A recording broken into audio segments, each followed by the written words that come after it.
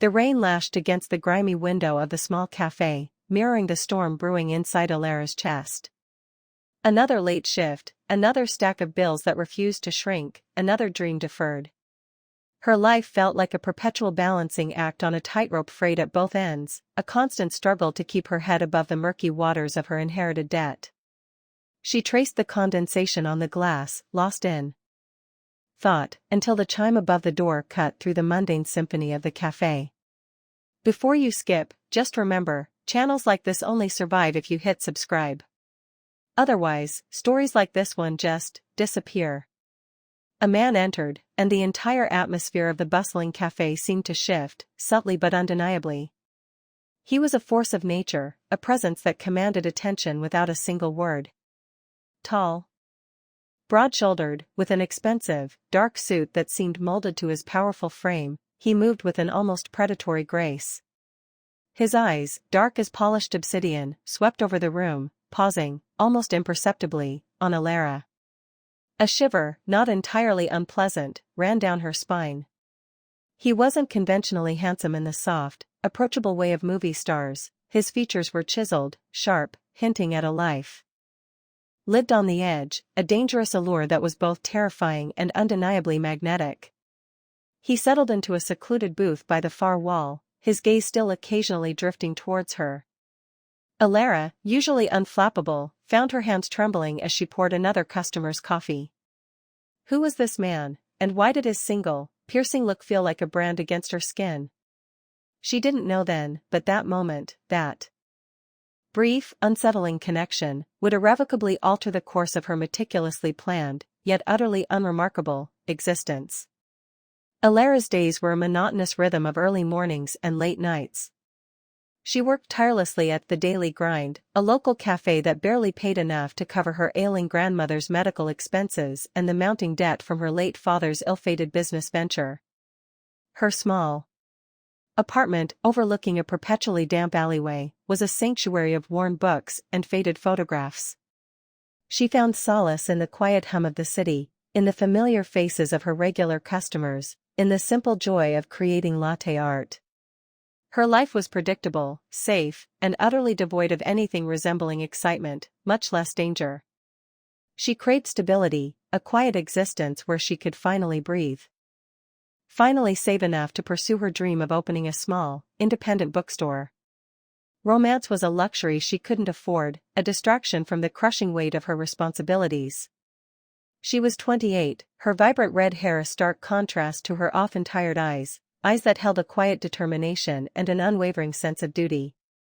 The man from the cafe, whose presence still lingered in her mind like a phantom scent, reappeared a week later. This time, he wasn't alone. 2 other men, equally imposing, shadowed him.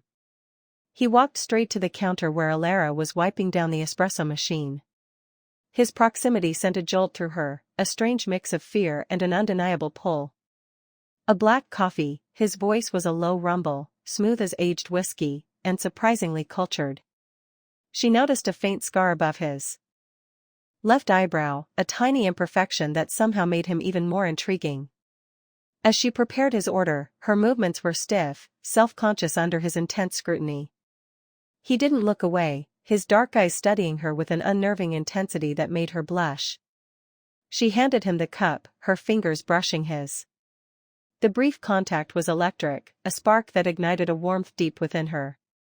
He offered a slight, almost imperceptible nod of acknowledgement, a silent exchange that spoke volumes. He paid with a crisp $100 bill, leaving it on the counter without waiting for change, then turned and left, his entourage following in his silent wake. The lingering scent of his expensive cologne, a blend of cedar and something musky, clung to the air, a potent reminder of his brief, impactful visit. Alara found herself staring at the door long after he'd gone, a knot of inexplicable anticipation tightening in her stomach. She still didn't know his name, or why he held such an air of quiet authority, but something told her this wasn't the last she would see of him. His presence was a ripple in the calm surface of her life, a hint of something far more profound and dangerous lurking beneath. The encounters became a pattern. Every few days, he would appear, always ordering the same black coffee, always with the same silent intensity, always leaving without a word beyond his initial request. Alara began to anticipate his visits, a strange flutter in her chest whenever the cafe door chimed. She learned to recognize the subtle shift in the air, the way the other customers seemed to unconsciously quiet down, as if sensing the presence of something powerful and unspoken. She'd catch herself wondering about him, inventing elaborate backstories for the mysterious man in the dark suits. Was he a wealthy businessman? A reclusive artist? The possibilities were endless, and each one more captivating than the last. He never spoke to her beyond his order, yet his gaze communicated a silent dialogue, a curious probing that made her feel both exposed and strangely seen. One afternoon, as he stood waiting for his coffee, a small child, unrestrained by a parent, toddled towards him, clutching a brightly colored toy. Alara braced herself, expecting him to recoil or ignore the child. Instead, he knelt, a surprising softness in his dark eyes, and gently picked up the toy when it dropped from the child's grasp, handing it back with a faint, almost imperceptible smile. The fleeting glimpse of humanity, of something beyond the cold, hard exterior, only deepened the mystery surrounding him. He was a puzzle she found herself increasingly desperate to solve. "You have a curious nature, don't you, Alara? You have a curious nature, don't you, Alara?" The voice, deep and resonant, startled her, pulling her from her reverie. She hadn't realized he'd spoken until she looked up, her gaze meeting his. He was no longer by the counter, he was standing beside her, having somehow moved without a sound. Her heart hammered against her ribs. He knew her name. The simple fact sent a shiver of both alarm and a strange thrill through her. "How do you know my name?" she managed, her voice barely a whisper, a stark contrast to the usual confident tone she used with customers. A corner of his mouth tilted upwards, a fleeting, almost imperceptible curve that hinted at amusement. "I make it my business to know things, Alara." His eyes, dark as midnight, held hers, a silent challenge in their depths. The air between them crackled with an unspoken tension, thick and palpable. It wasn't just a customer-barista interaction anymore, it was something far more significant, far more dangerous. He leaned slightly closer, and the scent of cedar and musk enveloped her, intoxicating and grounding all at once. "Your father, Silas Thorne, he had a way of accumulating debts. And those debts, Alara, have a way of finding new owners." Her blood ran cold. Silas Thorne. The name was a phantom limb, a source of endless pain and financial despair. Her father, a man she had loved despite his reckless nature, had left behind a legacy of promises and crushing liabilities. But what did this man, this enigmatic stranger, have to do with it? The pieces of the puzzle, previously disparate, began to violently click into place, forming a terrifying picture. This wasn't a chance encounter. This wasn't a mysterious admirer. This was something far more sinister, far more complicated. "My father's debts are my responsibility," she stated, her voice regaining some of its steel, despite the tremor in her hands. "I'm working to pay them off." He straightened, a shadow falling across his chiseled features. "Some debts are more complicated than others. Some debts are not simply paid with money, Alara." His gaze intensified, piercing through her defenses. "They are paid with loyalty. With service." The word hung in the air, heavy with unspoken meaning. Service. What kind of service? Her mind raced, conjuring images from old movies, from the dark corners of the internet. No, it couldn't be. Not her. Not this life she had so carefully constructed. "I don't understand," she lied, though a cold dread was already coiling in her stomach. He took a step back, his expression unreadable once more. "You will. Sooner than you think." He paused, his eyes sweeping over her one last time, a possessive glint in their depths that made her skin prickle. "My name is Alaric Volkov. And you, Alara Thorne, now owe me." With that, he turned, his powerful frame moving with silent purpose, and left the cafe, his two silent escorts following close behind. The chime of the door sounded like a death knell in the sudden, echoing silence. Alara stood frozen, the words replaying in her mind. Alaric Volkov. The name resonated with a dark, dangerous power. She finally understood. The expensive suits, the quiet authority, the unspoken menace, it all made sense. He wasn't just wealthy, he was powerful in a way that regular people didn't understand. He was a force, a shadow that now stretched over her life. Her father's debts had finally caught up to her, not in the form of a bank notice, but in the terrifying, magnetic presence of a man who now claimed her as his own. The world, which moments ago had been predictable and mundane, had irrevocably shifted, revealing a hidden underbelly she never knew existed. The next few days were a blur of anxiety and disbelief. Alara tried to rationalize it, to convince herself that it was a misunderstanding, a cruel joke. But the memory of Alaric's cold, unwavering gaze, the chilling certainty in his voice, told her otherwise. She tried to research his name, cautiously, on her worn laptop, but found nothing concrete. Only whispers, rumors, shadowed mentions in obscure online forums about a certain Volkov family, known for their interests in various industries, their reach extending far beyond legitimate business. The implications were terrifying. One evening, as she walked home from her shift, the familiar alleyway felt different, darker, more menacing. A sleek, black car, one she recognized from Alaric's previous visits, was parked near her apartment building. Her heart leaped into her throat. She tried to walk past, to pretend she hadn't seen it, but a figure detached itself from the shadows. It was one of Alaric's men, a silent, imposing giant with eyes that seemed to miss nothing. "Miss Thorne," he said, his voice flat, devoid of emotion. "Mr. Volkov wishes to speak with you." There was no question in his tone, no room for refusal. This was an order. Alara's breath hitched. She looked around, but the street was deserted, the few lights casting long, distorted shadows. She was alone, utterly at his mercy. "Where is he?" she asked, trying to project a confidence she didn't feel. The man merely gestured to the car. The back door opened silently, revealing the plush, dark interior.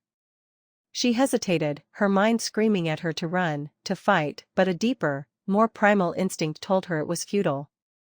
She was caught. With a heavy sigh, she stepped into the car.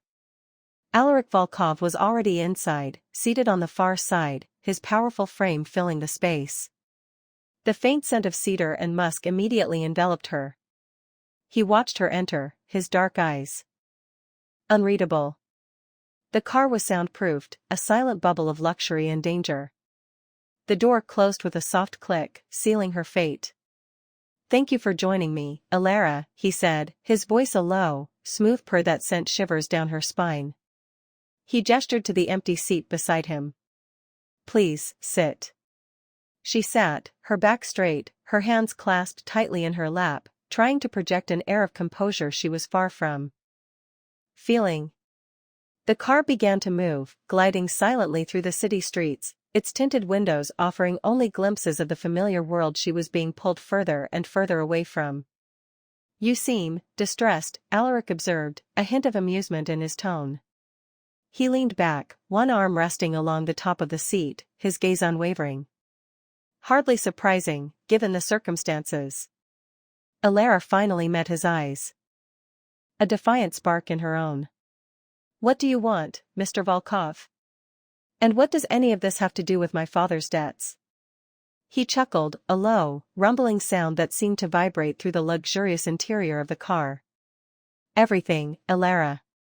It is everything to do with Silas Thorne's unfortunate business dealings. Your father, bless his ambitious soul, had a penchant for making promises he couldn't keep, and borrowing from people he shouldn't have.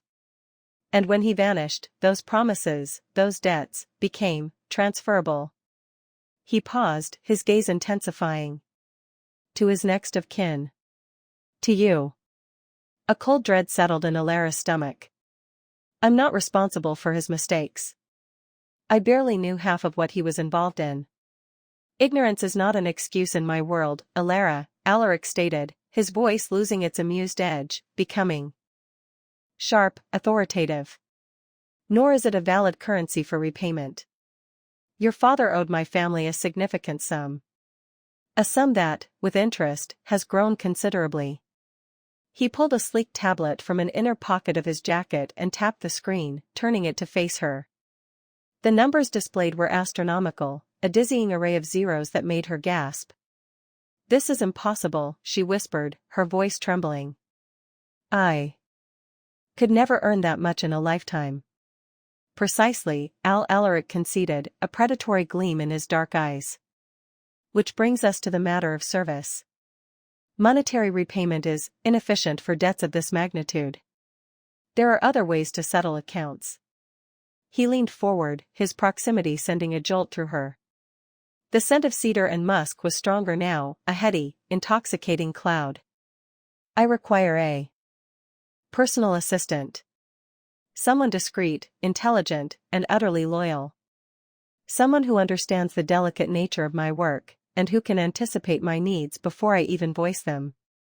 His gaze swept over her, a possessive assessment that made her skin prickle. You possess a certain resilience, Alara. A sharp mind, and a moral compass that, while perhaps inconvenient, is undeniably strong. Qualities I find useful. Alara stared at him, her mind reeling. A personal assistant? Was this his twisted form of repayment? To tie her to him, to his dangerous world, under the guise of employment? It was an elaborate trap, a gilded cage designed to ensnare her. You want me to work for you? She asked, a bitter laugh escaping her lips. To serve you? As a personal assistant? What kind of work are we talking about, Mr. Volkov? The kind that involves black coffee and polite conversation, or the kind that involves things that can't be discussed in polite company? Alaric's lips curved into a faint, chilling smile. Both, Alara. And everything in between. You will manage my schedule, oversee my personal affairs, handle confidential communications, and accompany me to various engagements. His eyes held hers, a silent challenge. You will be privy to things others are not. You will see the world through a different lens. And you will learn that loyalty, in my world, is not merely a virtue, but a matter of survival. He paused, allowing his words to sink in. And in return for your service, as you so eloquently put it, your father's debt will be cleared. Consider it a long-term investment. And if I refuse? She asked, her voice barely a whisper. Though she knew the answer before he spoke. His smile vanished, replaced by an expression of cold, unyielding resolve. Refusal is not an option, Alara. Not when the alternative is far less appealing. Let's just say, your grandmother's medical care, your small apartment, your little cafe, they all have a way of becoming vulnerable. He watched her carefully, gauging her reaction. The implied threat hung heavy in the air, a suffocating weight. He wasn't just threatening her, he was threatening everything she held dear, everything she had fought so hard to protect. He had found her weakness, her Achilles heel, and he was exploiting it with ruthless precision. A wave of despair washed over her, followed by a surge of desperate anger. She hated him, hated his power, his arrogance, his ability to dismantle her life with a few chilling words. But beneath the anger, a cold, hard truth began to form: she had no choice. She couldn't risk her grandmother, her home, her meager existence. She was trapped. What about my job at the cafe? She asked, her voice flat, devoid of emotion. Consider it terminated, Alaric replied, his tone dismissive. You will live in my residence. It will be safer that way. And more convenient for me. Live in his residence? The words sent another wave of alarm through her. It wasn't just a job, it was an absorption into his world, a complete severance from her own. I have a life, she protested, a flicker of her old defiance returning. Friends. A routine. Your routine is about to change, Alara, he said, his voice softer now, almost coaxing, a dangerous velvet glove over an iron fist. And your friends, they will understand that you found a new opportunity. A lucrative one. He reached across the console, his hand brushing her arm. The contact, though fleeting, sent a jolt through her, a strange mix of revulsion and an undeniable, unsettling warmth. His touch was firm, possessive, a silent claim. You will have everything you need. A comfortable suite, access to whatever resources you require. Before you skip, just remember, channels like this only survive if you hit subscribe. Otherwise, stories like this one just disappear. Her mind raced, a whirlwind of fear and indignation. You're taking away my entire life, she whispered, her voice laced with a raw vulnerability she rarely showed. You're forcing me into something I don't want. Alaric's expression remained unreadable, a mask of controlled indifference. I am offering you a solution, Alara. A way to extricate yourself from a burden you inherited, and in doing so, secure your future and that of your loved ones. Consider it a necessary adjustment. Life, as you knew it, was always precarious. Now, it will be protected. He withdrew his hand, the brief warmth dissipating, leaving a chilling emptiness in its wake. The car continued its silent journey, the city lights blurring into streaks of color outside. She watched them, a profound sense of loss settling over her. Her small, independent life, built on hard work and fierce determination, was being dismantled piece by piece, replaced by an unknown future dictated by this powerful, dangerous man. The car eventually pulled up to a towering, modern building, its sleek glass facade reflecting the night sky. It was a structure of immense wealth and power, far grander than anything Alara had ever imagined. The doorman, a stern-faced man in a crisp uniform, opened the car door with a deferential bow. Alaric stepped out first, his presence commanding, then turned, his hand extended towards her. For a moment, she hesitated, her gaze fixed on his outstretched hand. It was a gesture of polite invitation, yet it felt like a silent command, a symbolic gesture of her surrender.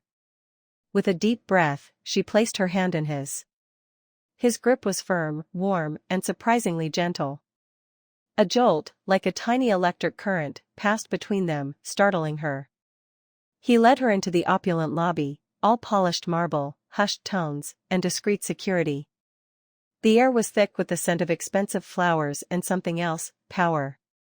They rode a private elevator, its interior a study in minimalist luxury, directly to the penthouse. The doors slid open to reveal an expansive living space, a panoramic view of the city spread out beneath them like a glittering tapestry. It was breathtaking, overwhelming. Floor-to-ceiling windows offered an unobstructed vista, the city lights twinkling like scattered diamonds. The decor was modern, sophisticated, with dark wood, plush leather, and abstract art adorning the walls. It was a space that exuded wealth, but also a stark, almost sterile, elegance. This is your new residence, Alara, Alaric stated, his voice echoing slightly in the vast room. Your suite is through that door. He gestured to a discreet, unmarked door set into a wall. You will find everything you need. Clothes, toiletries, personal effects, all have been arranged. Her eyes widened. You went into my apartment? The implication was unsettling, a blatant invasion of her last remaining private space. He met her gaze, his eyes unwavering. Necessary precautions, Alara. We needed to ensure your transition was seamless. Your old life is no longer relevant. The words were a cold, hard truth.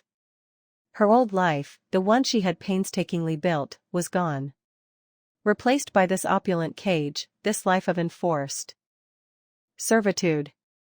A wave of anger, hot and fierce, surged through her. You had no right, she spat, her voice trembling with indignation. No right to touch my things, to invade my privacy. Alaric merely raised an eyebrow, a flicker of something unreadable in his dark eyes. In my world, Alara, rights are earned. And you currently, have none. You are under my protection, and therefore, under my jurisdiction. He paused, then softened his tone, a dangerous velvet edge to his words. However, I assure you, your belongings have been handled with care. And your grandmother has been relocated to a private, secure facility, with the best medical attention available. Her comfort and safety are now guaranteed. The mention of her grandmother instantly deflated her anger, replacing it with a fresh wave of fear and a grudging sense of obligation. He had truly thought of everything, anticipated her every move, her every protest. He had taken away her choices, but in doing so, he had also removed her burdens. The thought was a bitter pill to swallow. I want to see her, Alara said, her voice barely a whisper. Alaric nodded. In due time. Once you are settled, and understand the parameters of your new role. For now, you will familiarize yourself with your surroundings. I expect you to be ready to begin your duties tomorrow morning. My assistant, a woman named Sonia, will brief you on your schedule and responsibilities. He turned, his powerful frame moving towards a set of double doors that presumably led to his own private quarters. Rest, Alara. This will be a challenging adjustment. But I assure you, it will be a beneficial one. He disappeared behind the doors, leaving her alone in the cavernous, silent penthouse. The city lights outside seemed to mock her, a glittering reminder of the world she had been ripped from. She walked slowly towards the door he had indicated, her heart heavy with a mix of despair and a strange, unsettling curiosity. What exactly did a personal assistant to a man like Alaric Volkov entail? What secrets would she be privy to? What dangers would she face? The suite was equally luxurious, a spacious bedroom with a king-sized bed, a walk-in closet filled with designer clothes in her size, and an ensuite bathroom that rivaled a spa. Everything was new, expensive, chosen with impeccable taste. It was a gilded cage, indeed. She ran her hand over a silk dress, a garment far more luxurious than anything she owned. It felt foreign, alien. This wasn't her life, these weren't her clothes. Yet, they were now. She sank onto the edge of the bed, the plush mattress giving way beneath her. The silence of the penthouse pressed in on her, a heavy, suffocating blanket. It was a silence filled with the echoes of Alaric's words, each one a nail hammered into the coffin of her former life. She was here, in his world, a captive in gilded chains, and the realization hit her with the force of a physical blow. She moved through the suite like a ghost, touching the smooth surfaces of the furniture, examining the unfamiliar clothes hanging in the closet. Each item was a stark reminder of her new reality, a life chosen for her, not by her. There was a faint scent of his cologne in the air, a subtle, lingering cedar and musk that seemed to cling to everything, even in rooms he hadn't entered. It was a constant, unsettling presence, a whisper of his proximity even when he was out of sight. She found a small, elegant phone on a bedside table, already charged and connected. Her old phone, with its worn casing and familiar contacts, was nowhere to be seen. Another piece of her old life severed. She tried to call her grandmother, a desperate attempt to grasp at something familiar, but the line simply rang and rang, unanswered. A wave of panic washed over her. He had said her grandmother was safe, relocated to a secure facility. But what if he was lying? What if this was all a cruel game, a way to break her spirit completely? The thought was terrifying. Sleep offered no escape. Her mind replayed the day's events, each conversation, each chilling threat. Alaric's cold gaze, the implicit danger in his words, the sheer, unyielding power he exuded, it all haunted her. She tossed and turned, the luxurious sheets feeling like a shroud. When morning finally arrived, painting the city in hues of soft gray and pale gold, she felt utterly exhausted, as if she hadn't slept at all. A soft knock on the door startled her. Alara? It's Sonia. Mr. Volkov asked me to brief you. Sonia was a woman in her late 40s, impeccably dressed, with sharp, intelligent eyes that missed nothing. Her expression was polite, professional, but beneath it, Alara sensed a steely resolve, a loyalty to Alaric that was absolute. Sonia led her to a smaller, equally elegant office within the penthouse, a space dominated by a large, polished desk and a wall-mounted screen displaying a complex digital calendar. "Good morning, Alara," Sonia began, her voice crisp and efficient. "Mr. Volkov's schedule is demanding. Your primary role will be to manage his appointments, filter communications, and ensure his personal and professional life runs seamlessly. Discretion is paramount. Absolute discretion." Alara listened, her mind numb. Sonia outlined a dizzying array of tasks, coordinating meetings with high-profile individuals, managing travel arrangements that spanned continents, overseeing the logistics of various, vaguely defined projects. The sheer scale of Alaric's operations was staggering. He wasn't just a businessman, he was a force of nature, a man whose influence extended far beyond the visible world. "You will also be expected to accompany Mr. Volkov to certain engagements," Sonia continued, her gaze direct. "These could be anything from formal dinners to private meetings. You must always be prepared, impeccably dressed, and ready to anticipate his needs. He values efficiency and foresight above all else." "What kind of engagements?" Alara asked, a knot forming in her stomach. "Are we talking about legitimate business? Or something else?" Sonia's lips thinned, a flicker of something unreadable in her eyes. "Mr. Volkov's business is multifaceted, Alara. All of it is legitimate within its own context. Your role is not to question, but to facilitate." The implied warning was clear. As the days turned into weeks, Alara found herself immersed in Alaric's world, a world of unimaginable wealth, intricate power dynamics, and an ever-present undercurrent of danger. She learned to navigate his complex schedule, to anticipate his moods, to interpret his unspoken commands. She observed him in meetings, a man of ruthless intellect and unwavering control.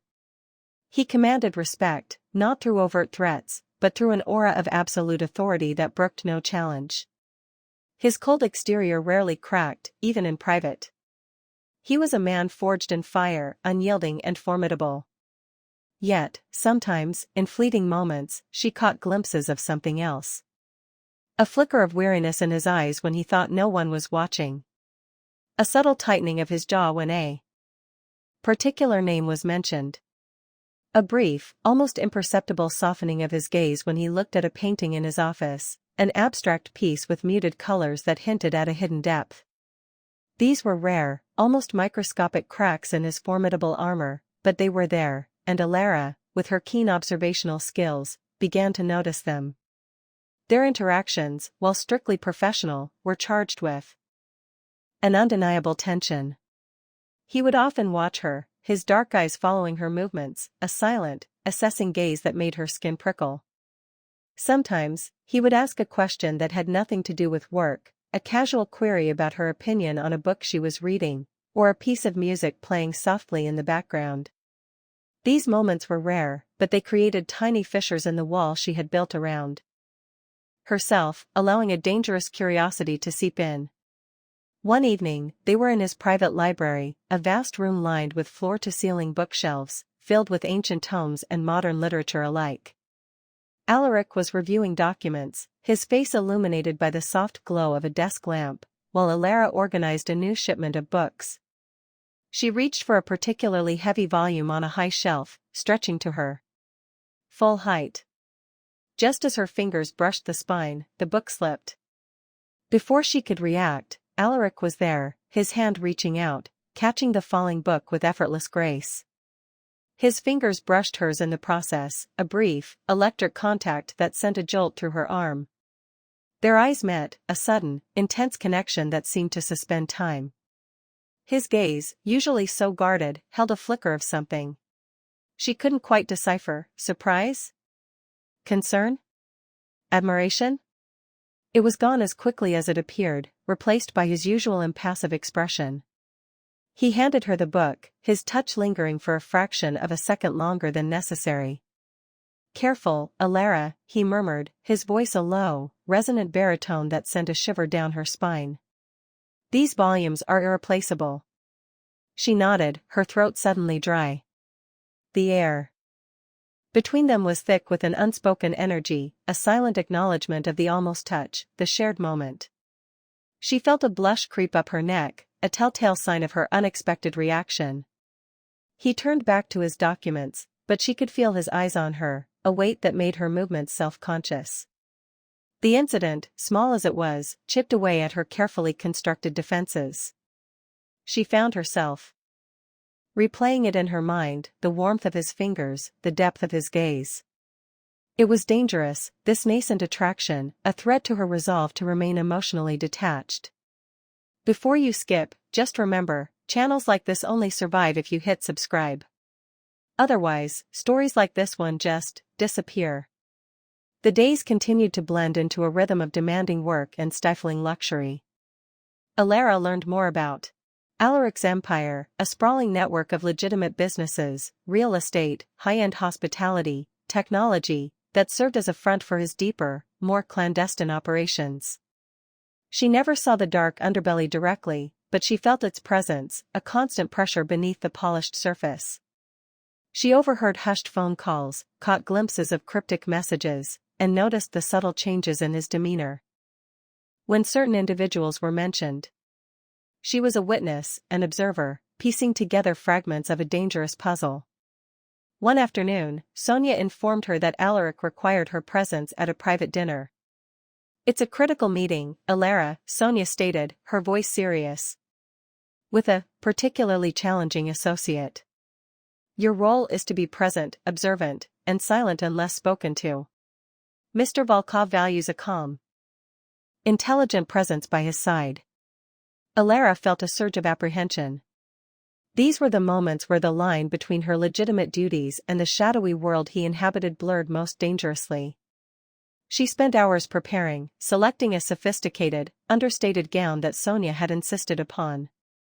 When she emerged, Alaric was waiting in the penthouse living room, impeccably dressed in a dark suit that accentuated his powerful physique. His eyes swept over her, a slow, assessing gaze that made her breath hitch. "You look suitable, Alara," he said, his voice neutral, yet a warmth spread through her at the subtle approval in his tone. The dinner was held in a private dining room of an exclusive, discreet restaurant. The ambience was refined, with hushed conversations and the clinking of crystal. The associate, a man named Cassian Thorne, was a formidable presence, with sharp eyes and a predatory smile. The conversation was veiled, layered with innuendo and unspoken threats. Alara sat beside Alaric, a silent observer, her senses on high alert. She watched the subtle shifts in Alaric's expression, the way his jaw tightened when Thorne made a particularly pointed remark, the almost imperceptible tightening of his grip on his wine glass. She felt the tension in the room, a palpable force that crackled beneath the surface of polite conversation. At one point, Thorne turned his attention to her, his gaze lingering uncomfortably. "And who is this lovely creature, Alaric?" he purred, a smirk playing on his lips. "A new acquisition?" Alaric's hand, which had been resting casually on the table, clenched. His eyes, usually so controlled, narrowed almost imperceptibly. "Alara is my personal assistant, Cassian," he stated, his voice devoid of emotion, yet with an underlying steel that brooked no further questioning. "And she is not for discussion." The words were a warning, clear and unmistakable. Thorne chuckled, but the sound lacked genuine amusement. He turned his attention back to Alaric, the air around them still thick with unspoken challenge.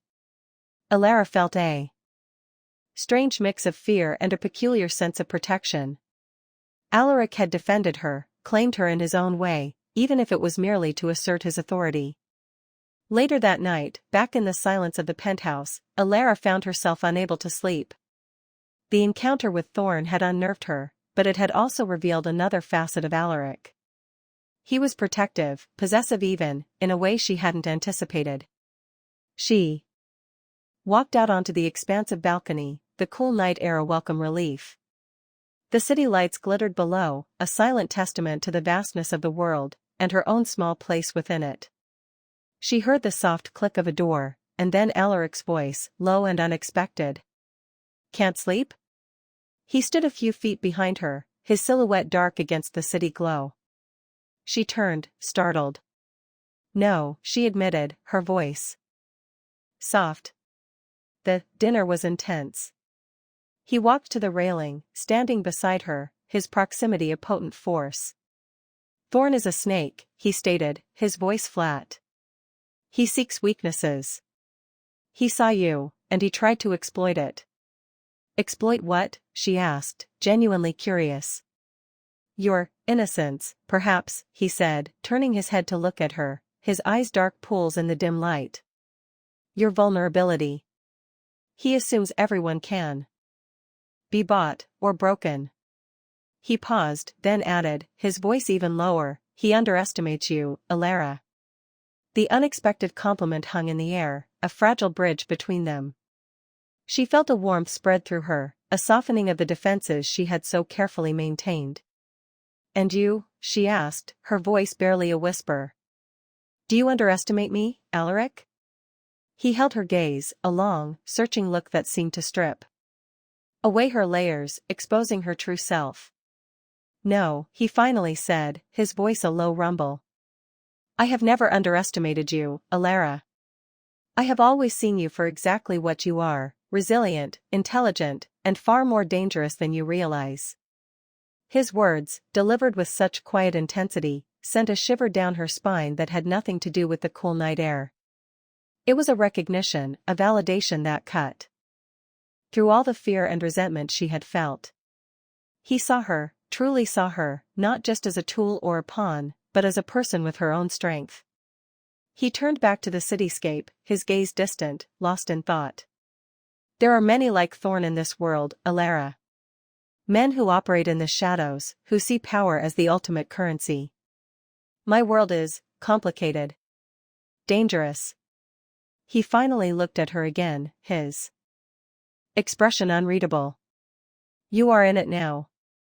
Whether you like it or not, you are a part of it." The stark honesty of his statement resonated deep within her. It was a truth she had been trying to deny, but standing there, under the vast expanse of the night sky, she knew he was right. She was tethered to him, to his world, by a thread spun from circumstance and his unwavering will. But was it just circumstance?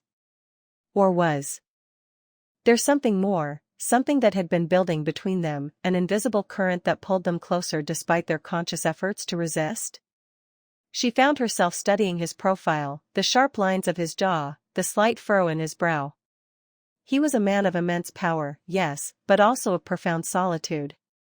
She saw the weight of his responsibilities etched into his features, the constant vigilance required to maintain his empire. "What about my grandmother?" she asked, breaking the silence. "Is she truly safe?" He turned to her fully, his expression softening almost imperceptibly. "Your grandmother is in a secure, luxurious facility, Alara. She has the best care, and she is unaware of any complications. She believes she is on an extended, well-deserved vacation. She is comfortable, and she is safe. That was my promise, and I always keep my promises." The sincerity in his voice was undeniable. A wave of relief washed over her, so potent it almost brought tears to her eyes. It was the first genuine comfort she had felt since being pulled into his orbit. "Thank you," she whispered, the words heartfelt. He simply nodded, his gaze once again sweeping over her, lingering on her face. The air between them crackled within unspoken energy, a delicate balance of vulnerability and growing attraction. He was the calm in her storm, the dangerous protector, and she, against all logic, felt a strange pull towards him. Days bled into weeks, and the initial resistance Alara felt began to erode, replaced by a complex mix of emotions. She still resented the circumstances, the loss of her old life, but she couldn't deny the magnetic pull Alaric exerted. She saw him not just as a ruthless boss, but as a man burdened by immense responsibility, a man who, beneath his cold exterior, harbored a fierce loyalty to those he considered his own. She saw the subtle nuances of his character, the way he treated his staff with a quiet respect, the flashes of dry wit that occasionally escaped his lips, the profound intelligence that shone in his dark eyes. She found herself anticipating his presence, noticing the scent of his cologne, the sound of his footsteps. Their professional interactions began to blur with personal moments. He started seeking her opinion on matters beyond her immediate duties, asking her thoughts on a new art acquisition or a political development. He would sometimes share a small, almost imperceptible smile when she offered a particularly insightful observation. These were small gestures, but they chipped away at the wall she had built, allowing a dangerous intimacy to bloom. One evening, a sense of unease settled over the penthouse. Alaric was on a series of urgent calls, his voice low and tense. Sonia's movements were more hurried, her expression grim. Alara felt the shift in atmosphere, the subtle tightening of the invisible threads that held this world together. She knew something was wrong. Later, Alaric summoned her to his office. His face was etched with a rare weariness, his eyes holding a dark intensity she hadn't seen before. "There's a situation, Alara," he began, his voice devoid of its usual calm. "A betrayal. From within. A man I trusted, a man named Valerius, has attempted to destabilize key operations. He's trying to seize control." Alara felt a cold dread settle in her stomach. This was the true face of his world, the danger she had only glimpsed. "What does that mean?" she asked, her voice barely a whisper. He looked at her, his gaze piercing. "It means I need to move. Quickly. And I need you with me."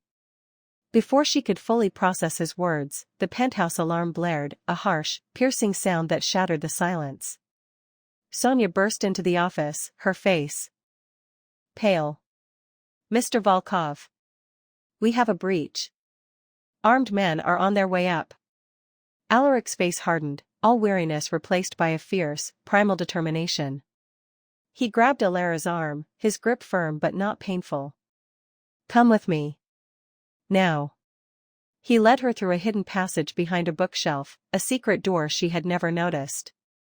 They descended a flight of stairs, the sounds of shouting and gunfire echoing faintly from above.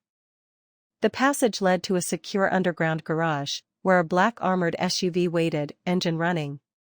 Sonia was already in the driver's seat, her hand steady on the wheel. "Valerius is making his move," Alaric stated, pushing Alara into the back seat before sliding in beside her. "He's desperate. He knows I'm close to unraveling his entire network." The SUV sped out of the garage, plunging into the city streets.